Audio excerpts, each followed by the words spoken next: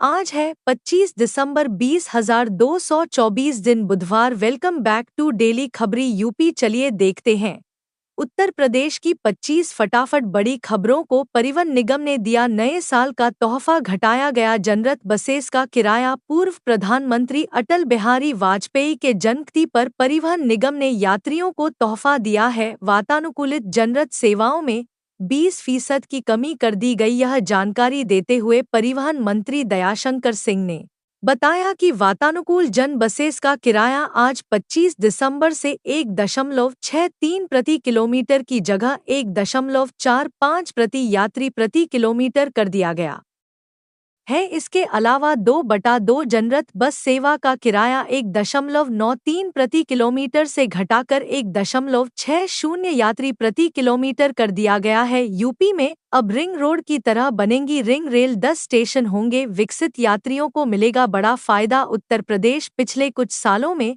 तरक्की की नई बुलंदियों को छू रहा है। प्रदेश में बेहतर सड़कों का जाल बिछाया जा रहा है। उत्तर प्रदेश में योगी सरकार के नेतृत्व में अब रिंग रोड की तर्ज पर रिंग रेल के प्रोजेक्ट का प्लान बनाया जा रहा है। राजधानी लखनऊ में आउटर रिंग रोड की तर्ज पर अब रिंग रेल बनाने की योजना तैयार की जा रही है। योगी आदित्यनाथ की जेवर में फिल्म सिटी बोनी कपूर ने सौंपा मास्टर प्लान। उत्तर प्रदेश के जीवन में प्रस्तावित इंटरनेशनल फिल्म सिटी का मास्टर प्लान तैयार कर लिया गया है। मशहूर फिल्म निर्माता बोनी कपूर ने मंगलवार को यमुना प्राधिकरण कार्यालय में मास्टर प्लान सौंपा। यमुना प्राधिकरण अब इस पर अंतिम निर्णय लेकर परियोजना को आगे बढ़ाने की प्रक्रिया शुरू करेगी। जनवरी 2025 में इस परियोजना का शिलान्यास प्रस्तावित है। न साल 2025 की सौगात, आगरा मेट्रो ट्रेन का निर्माण तेजी से चल रहा है। वर्ष 2025 में 10 स्टेशन तक मेट्रो ट्रेन का संचालन हो जाएगा। मेट्रो 29.4 किलोमीटर तक चलेगी। पहले कॉरिडोर में 13 और दूसरे कॉरिडोर में 14 स्टेशन हैं। पहला कॉरिडोर ताज पूर्वी से सिकंदरा तक है। दूसरा कॉरिडोर एलिवेटेड है जो आगरा कैट से काली विहार तक बनेगा। पहले कॉरिडोर में ताज पूर्वी से मना कामेश्वर स्टेशन तक मेट्रो चल रही है। आईआईटी में एडमिशन के लिए 12वीं में लाने होंगे 75 पर अंक। आईआईटी कानपुर ने बताए सारे नियम। जेईई एडवांस 2025 परीक्षा आयोजन से पहले आईआईटी कानपुर ने शैक्षणिक सत्र 2025-26 के लिए प्रवेश मानदंड घोषित कर दिए। आईआईटी में जेईई एडवांस 2025 के एडमिशन से प्रवेश पाने के लिए छात्रों को अपनी कक्षा 12वीं की बोर्ड परीक्षाओं में कम से कम 75 अंक लाने अनिवार्य हैं। वहीं अगर रिजर्व कैटेगरी की बात की जाए तो एससी, एसटी, पीडब्ल्यूडी वर्ग के उम्मीदवारों के लिए जरूरी कुल योग 65 पर निर्धारित किया गया है। संभल जामा मस्जिद के सर्वेक्षण रिपोर्ट लगभग पूरी जनवरी के पहले हफ्ते में होगी कोर्ट में पेश। उत्तर प्रदेश के संभल जिले की जामा मस्जिद के सर्वेक्षण की रिपोर्ट 2 या 3 जनवरी को अदालत में पेश की जाएगी। एडवोकेट कमिश्नर रमेश सिंह राघव ने मंगलवार को यह जानकारी दी। वकील ने बताया कि शाही जामा मस्जिद की सर्वेक्षण रिपोर्ट लगभग अंतिम चरण में है और पूरी हो गई है। कुछ तकनीकी मुद्दे हैं जिन्हें आज ठीक कर लिया जाएगा। अयोध्या में राम मंदिर का निर्माण अक्टूबर 2025 तक भी पूरा नहीं होगा। इस वजह से नई तारीख अयोध्या में श्री राम मंदिर का निर्माण कार्य अक्टूबर 2025 तक भी पूरा नहीं हो पाएगा। श्री राम जन्मभूमि परिसर में निर्माणाधीन परियोजनाओं की परिस्थितियों को भांपते हुए श्री राम जन्मभूमि तीर्थ क्षेत्र ने मान लिया है कि मूल मंदिर के सुपरस्ट्रक्चर का निर्माण निर्धारित समय के अनुसार भले हो गया हो, आगे के निर्माण में समय के निर्धारण के बावजूद बार बार समय बढ़ाना पड़ रहा है। इसकी मुख्य वजह श्रमिकों की कमी के अलावा प्राकृतिक अवरोध है। इन दोनों पर किसी निर्माण एजेंसी का नियंत्रण नहीं है। यूपी में बेसिक शिक्षकों का होगा प्रमोशन। योगी सरकार ने सभी बीएससी समांगी सूची अगले वर्ष मार्च के अंत तक बेसिक शिक्षकों की वरिष्ठ सूची तैयार कर उन्हें नए शिक्षण सत्र में पदोन्नति दे दी जाएगी। पिछले 9 सालों से शिक्षकों की कोई पदोन्नति न होने से एक के बाद एक अलग अलग न्यायालयों से लगातार मिल रही फटकार के बाद सरकार ने यह निर्णय किया है। इसके तहत योगी सरकार ने प्रदेश के सभी बेसिक शिक्षा अधिकारियों को अगले वर्ष जनवरी के अंत तक उनके जिलों के शिक्षकों की वरिष्ठता सूची पूरी तरह से तैयार कर भेजने के निर्देश दिए हैं।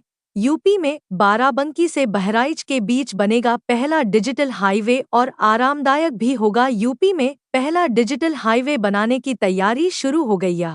हाईवे बाराबंकी और बहराइच के बीच बनेगा। करीब 101 किलोमीटर लंबा डिजिटल हाईवे 4 लेन का होगा। इसके किनारे ऑप्टिक फाइबर केबल बिछाई जाएगी। भारतीय राष्ट्रीय राजमार्ग प्राधिकरण ने सर्वे शुरू कर दिया है। सर्वे रिपोर्ट आने के बाद एस्टीमेट तैयार किया जाएगा। गाजियाबाद नगर निगम मेयर और नगरा आयुक्त ने मिलकर खींचा विकास का खाका। नए साल में चमकेगा इंदिरापुरम। गाजियाबाद नगर निगम मुख्यालय में मेयर सुनीता दयाल और नगर आयुक्त विक्रमादित्य सिंह मलिक ने विकास कार्यों का खाका खींचा। विभागीय अधिकारियों की मौजूदगी शहर के विकास को लेकर कार्य योजना तैयार की गई। इंदिरापुरम के वार्ड में विकास कार्यों को रफ्तार देने की योजना पर चर्चा करते हुए मेयर सुनीता दयाल ने अधिकारियों को निर्देश दिए हैं कि इंदिरापुरम के वार्ड में पार्कों के साथ ही निर्माण कार्य शुरू किए जाएं।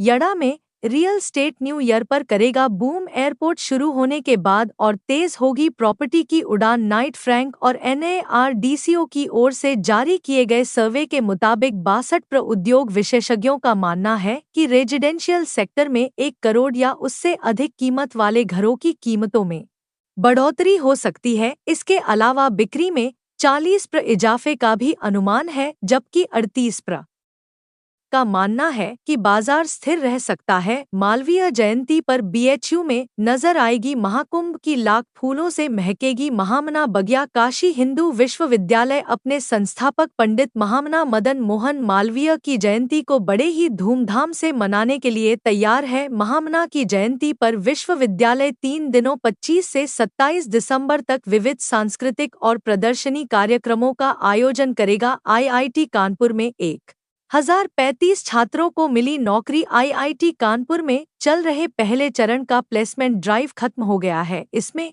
250 से अधिक मल्टीनेशनल कंपनीज में 1035 छात्र छात्राओं को नौकरी मिल गई। इसमें 28 छात्रों को मल्टीनेशनल कंपनीज ने विदेश में जॉब दी। पिछले साल के मुकाबले में संस्थान में प्लेसमेंट में 13% से अधिक वृद्धि हुई। विदेश में मिली नौकरी का ग्राफ भी 27% से अधिक है। CM योगी ने परख प्रयागराज जंक्शन की तैयारी। कहाँ ध्यान रहे कोई कमी ना रह जाए। बड़ी जिम्मेदारी और सेवा का सबसे बड़ा संगम होने जा रहा है। स्टेशन पर व्यवस्थाएं तो ठीक है, लेकिन ध्यान रहे कोई कमी ना रह जाए। यह बातें मुख्यमंत्री योगी आदित्यनाथ ने प्रयागराज जंक्शन का निरीक्षण करते हुए महाप्रबंधक उपेंद्र चंद्र जोशी से कही। वर्ष 2013 के महाकुंभ में हुई दुर्घटना के बाद से पहली बार कोई मुख्यमंत्री रेलवे स्टेशन पर महाकुंभ की तैयारियों का जायजा लेने पहुंचे थे। आजम खान के जौहर विश्वविद्यालय परिसर में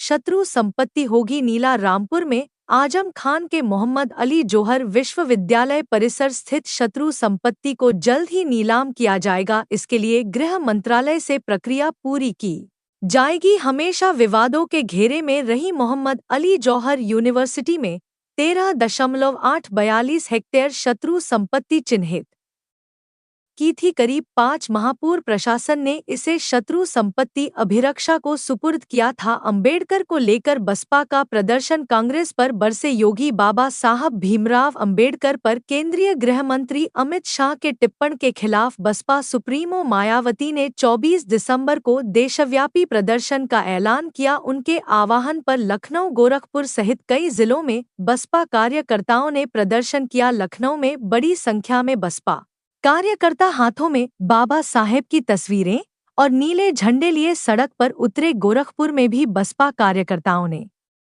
अंबेडकर चौक पर प्रदर्शन किया। इस बीच बसपा के नेशनल नेटर आकाश आनंद ने कार्यकर्ताओं से अपील की है कि वे जहां कहीं भी हो अपना विरोध किसी न किसी रूप में जरूर दर्ज कराएं। गोरखपुर और गोंडा के बीच 23 से 3 जनवरी तक रहेगा ब्लॉक। 11 दिनों तक थमेगी ट्रेन की रफ्तार। गोरखपुर गोंडा रेलखंड पर चरेब मुंडेरवा स्टेशन के बीच ऑटोमेटिक सिग्नलिंग के कशनिंग को लेकर नॉन इंटरलॉकिंग का कार्य जारी है। इसके चलते 3 जनवरी तक ब्लॉक रहेगा। इन 11 दिनों तक ट्रेन की रफ्तार थमेगी। ट्रेनों का निरस्तीकरण, मार्ग परिवर्तन, रीशेड्यूलिंग, नियंत्रण एवं ठहराव स्थगित कर संचालन होगा। अगले महीने 3 जनवरी तक समस्या होगी। बरेली होकर जाने वाली भी कई ट्रेन परिवर्तित मार्ग से चलेंगी। गोविंदपुरी स्टेशन के नए बोल्डर रहित ट्रैक पर चली ट्रेन लिया गया ट्रायल। गोविंदपुर स्टेशन के प्लेटफॉर्म नंबर 1 पर बना बोल्डर रहित ट्रैक चालू हो गया है। सुबह मालगाड़ी को कौशन लेकर निकाला गया। दोपहर और शाम के समय 3 लंबी दूरी की ट्रेन झांसी और दिल्ली की ओर रवाना हुई। इस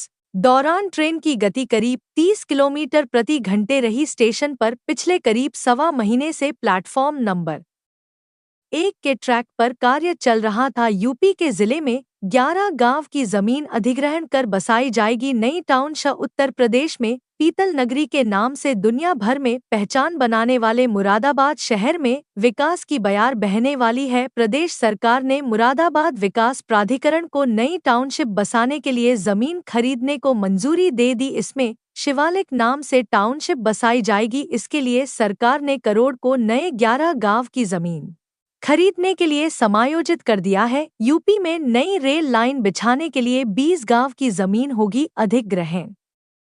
सूबे में योगी सरकार के नेतृत्व में यातायात कनेक्टिविटी आसान बनाने के लिए रोड इंफ्रास्ट्रक्चर से लेकर नई रेलवे लाइन के कई प्रोजेक्ट पर काम चल रहा है। उत्तर प्रदेश में बीते कुछ सालों में रेलवे और रोड इंफ्रास्ट्रक्चर के क्षेत्र में अभूतपूर्व काम किया गया। योगी सरकार के नेतृत्व में यातायात करने एक्टिविटी को सुगम बनाने और औद्योगिक व सामाजिक विकास को बढ़ावा देने के लिए रेलवे और सड़कों के कई बड़े प्रोजेक्ट्स पर काम किया जा रहा है।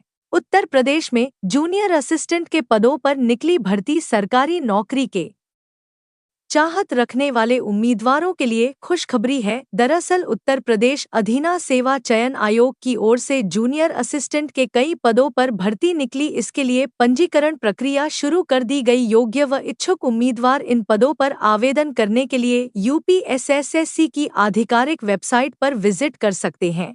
वाराणसी में विरोध के बीच शुरू हुआ रोपवे की आखिरी स्टेशन का निर्माण। कई दुकानें की गई ध्वस्त। रोपवे के 5वें स्टेशन के निर्माण में बाधा बनी। गोदौलिया की दुकान को सोमवार को विकास प्राधिकरण की टीम ने ध्वस्त करने की कार्यवाही की। इससे स्टेशन नंबर 5 और टावर नंबर 29 की बाधा दूर हो गई। यह रोपवे का अंतिम टावर और स्टेशन है। साथ ही कार्यदायी एजेंसी ने रोपवे के निर्माण को शुरू कर दिया। यूपी के 59 पीपीएस अधिकारी प्रयागराज से संबद्ध कुंभ मेले तक रहेगी ड्यूटी। उत्तर प्रदेश पुलिस के 14 अपर पुलिस अधीक्षक और 45 डिप्टी एसपी को प्रयागराज में महाकम ड्यूटी के लिए भेजा जा रहा है। यह पुलिस अधिकारी प्रयागराज के police commissioner, SP Prayagraj railway और एसपी कुंभ मेले के साथ संबद्ध रहेंगे। यह व्यवस्था कुंभ मेला चलने तक रहेगी। एडीजी प्रशासन एन रविंद्र के मुताबिक एएसपी डॉ. राजीव कुमार सिंह, प्रथम विवेक त्रिपाठी, नरेश कुमार और कपिल देव सिंह को पुलिस कमिश्नर प्रयागराज के साथ संबद्ध किया गया है। उत्तर प्रदेश सरकार का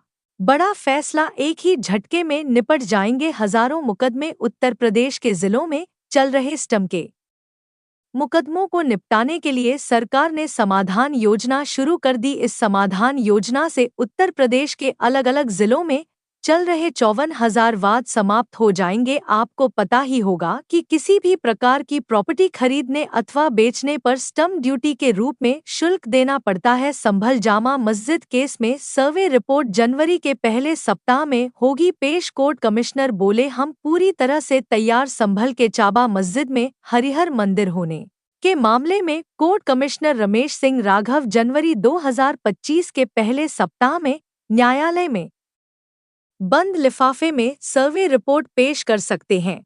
कोर्ट कमिश्नर ने बताया कि सर्वे रिपोर्ट लगभग तैयार हो चुकी है। तो यह थी आज की 25 फटाफट बड़ी खबरें। अगर आपको न्यूज़ पसंद आई हो तो वीडियो को लाइक और शेयर करें। धन्यवाद।